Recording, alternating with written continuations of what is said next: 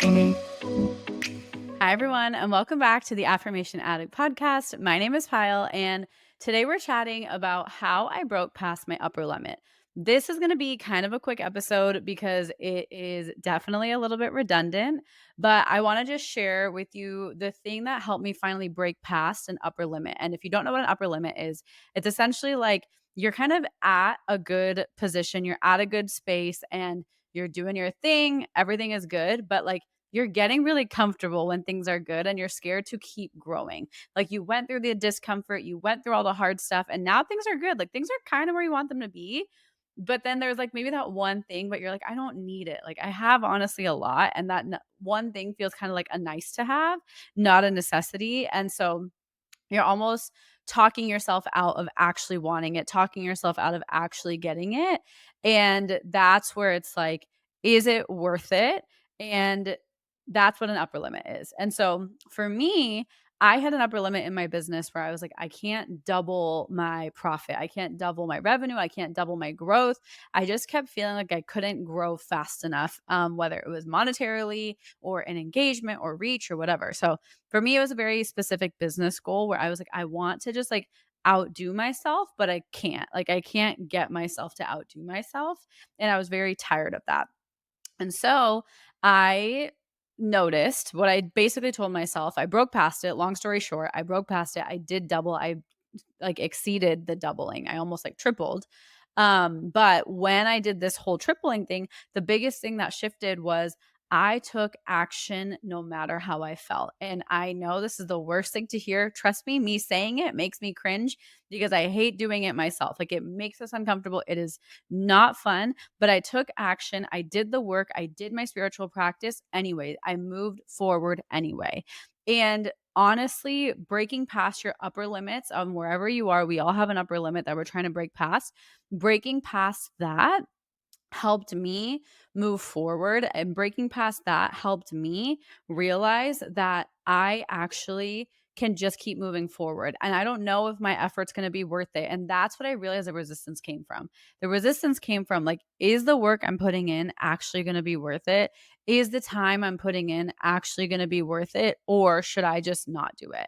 Should I just relax? Should I just let myself be and be happy where I'm at and be present? When those thoughts crossed my mind and I started getting lazy, I started getting bored, I started getting procrastinating, I started getting very, very grateful and kind of trying to talk myself out of it.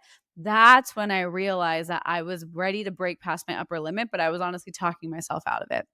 And so, what I really recommend doing is take baby steps. This is where manifestation as a lifestyle comes in. This is where taking messy action comes in.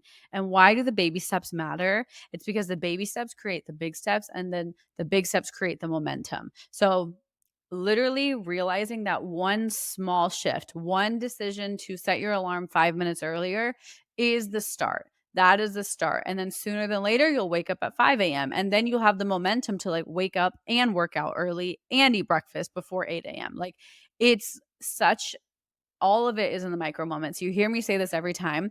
The magic is in the micro moments. And when it came to me breaking past some of the limiting beliefs I've been working through for years, some of the goals I haven't been able to hit for years, all it came down to doing was taking action when I didn't want to, doing the things I said I was going to do. Cause it's like theoretically, we know what action we should take.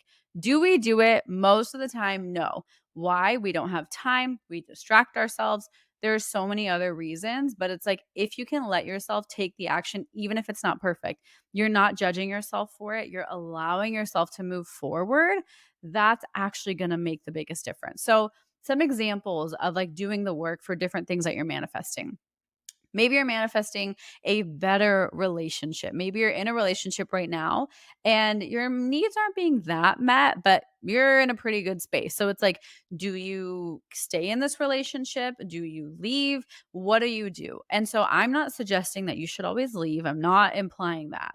What I am implying though is allow yourself to work on it being better because we're like, well, is me working on it being better not grateful enough? So what can you do? You can write affirmations where you can focus on qualities you love about this relationship rather than letting the other things that you don't love trigger you.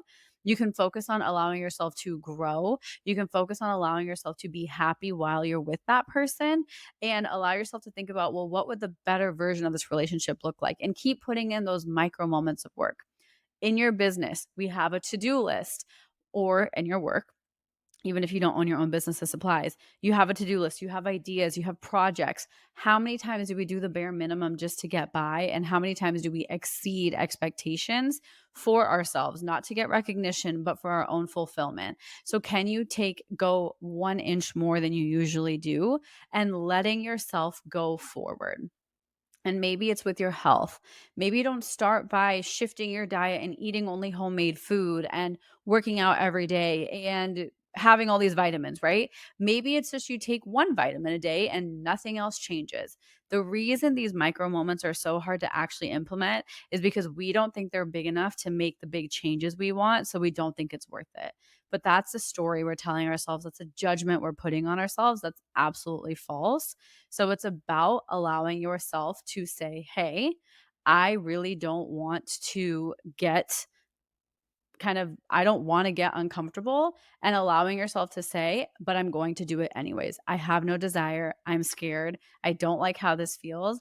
And letting yourself say, I'm going to do the small things, even though I don't think it's going to make a difference. I'm going to do it anyway. I'm going to just do one more. Let me just go to the gym one more day. Maybe it won't have any results, whatever, one more day. And just that one more, that little inch more, whether it's a day, another minute, another hour, another moment, another to-do list item. Those micro moments make the biggest difference. So stop judging your micro moments. Stop judging how effective it's going to be. Stop doing it only for the sake of getting a result, and allow yourself to take the action anyway, and allow yourself to say, I'm okay taking action I don't want to take. Taking action you don't want to take and doing things you don't want to do isn't a sign of weakness. It isn't a sign of you hate your life or you're not in a good enough place. Taking an action that you don't want to take, knowing that it'll probably help you, is a sign of I am being there for myself and I'm committing to my future self. I'm committing to my higher self. So that is the one thing that helped me finally break past my upper limit. I know this is a super short episode. It's literally only 7 minutes, but it's taking that messy action, letting yourself build momentum and letting yourself move forward anyways. So I hope this helped. I hope this inspires you to go do something you've been avoiding and see how it shifts. Don't do it with any expectation. Just do it for the sake of doing it. Okay. I love you and I will see you next week. Bye.